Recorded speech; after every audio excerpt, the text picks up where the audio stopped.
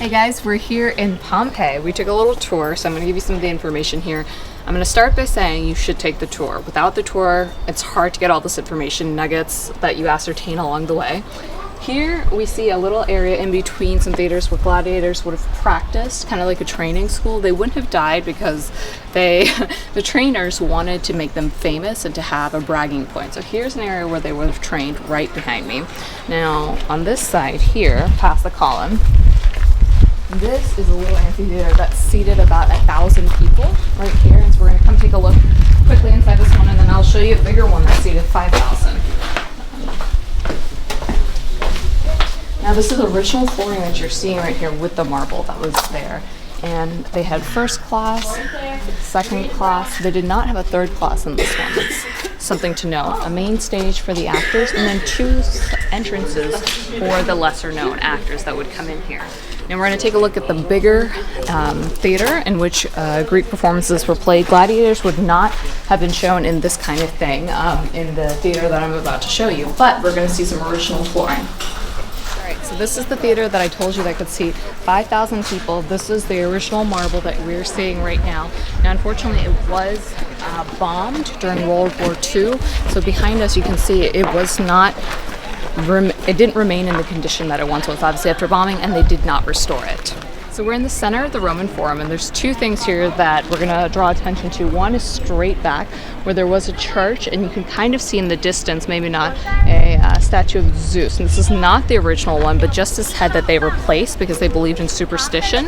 And behind that is Mount Vesuvius, which erupted the 24th of August, 79. And when it erupted, it shot straight up, and then the winds actually blew it towards the town of Pompeii, which is here. So everything that you see here, they had been covered in that type of ash. Now, it wasn't lava because lava would have destroyed everything.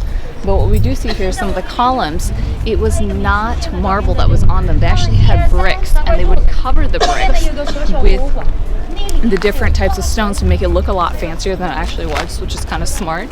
And any statues that did exist, the Romans would come here, bring it down, melt it down, and use it for something else, so kind of upcycling. Now here you can see again, there's a basilica that was back behind here, and we would think a basilica would be a church, but actually what it was their judiciary system, places where they could make decisions. This right here is the Centaur. Centaur, as we learned in the tour, would never actually be this way. It would be in a painting as a space filler. Now I'm going to take you to see some of the bodies that were uncovered here by a plaster format that they used to map the bodies and see what some of the expressions were. So we are walking here where you're going to see the plaster of a man. The expression on his face shows us that he died actually peacefully. It was not a painful death because of how soft and relaxed his face was. I'm going to take you to the next one here. All along the way you can see wine jars, water jars, what were used to carry the different goods. This one is a little bit sad. I mean, they're all sad, but this is a dog that you can see who was chained actually, and he couldn't escape his owner. So the position that he died in was one curled up and he couldn't get away. Below this here is a little stove. You see coins. That's what they used, the triangle and stuff, to heat up their food. And towards the back, when you see another one, this was a person who was trying to escape. He took away his donkey, but unfortunately he didn't make it, obviously. So this one might have been a more painful death, as we learned. And the last one, which is a child. So as you can see, this was a child. We see a dress on the child. In the back, we actually see a tree. And that type of tree, the plaster work, was kept in such detail that they replicated gardens with the exact trees that might have existed. So inside the rich Roman houses, you would see something like this, which is a dog saying, "Beware of the dog." But they didn't actually have a dog. The idea was that you would look inside their house and see how fancy and wealthy they were, and as a servant or slave, that they said, would stop you. Now, while we're here, I want you to take a look at these roads. The roads here are where the chariots would come through. So this is this line demarking that, and the chariots would go right through the center of town. Now, if we continue on the road here, you can see each house was either a shop or a house. This right here indicates a shop because this is where the doors would come down. Now, a house would have a marble front. So we're here inside a store, or what would have been a restaurant. Food would have been served here and just placed up top. If you see a deeper well, that's where the food would have been stored underground. So this was quite a large shop. As you can see, there's different layers, and it was big, and that's because sailors would come down the main thoroughfare and want to get a meal, and different patrons. This was a merchant town because it's Pompeii's by the sea, the ocean, people stopped here, commerce came through this area, so this was one of the larger restaurants here. So this is one of the fancier houses I was telling you about. This is a marble entry, it costs more money. The idea here was to show that you were wealthy, so there's a little sign Ave right here as well. The idea was that you wanted to impress your guests as much as possible, so everything was for your guests. We're gonna enter through the house here, just on the side. This here looks like it would have been a fountain, but actually it was here to collect rainwater, and we see the different tile work, which again was to impress the guests. We see some of the original marble right here and the different beautiful colors.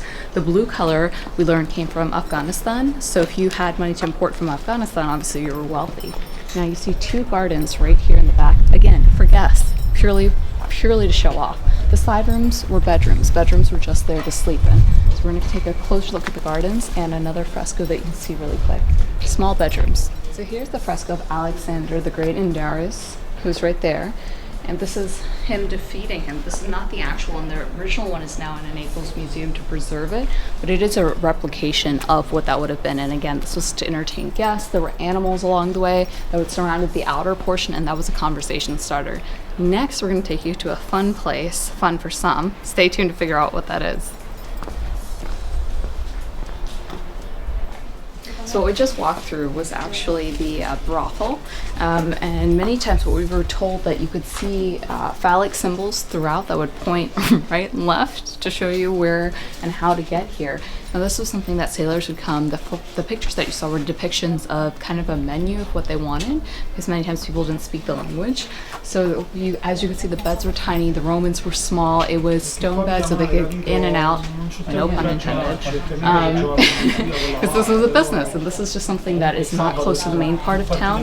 It was just tucked in, because even though it appeared in every Roman place, it was tucked away so it's not on display, even though it occurred everywhere. And that is our final stop here on our Pompeii tour.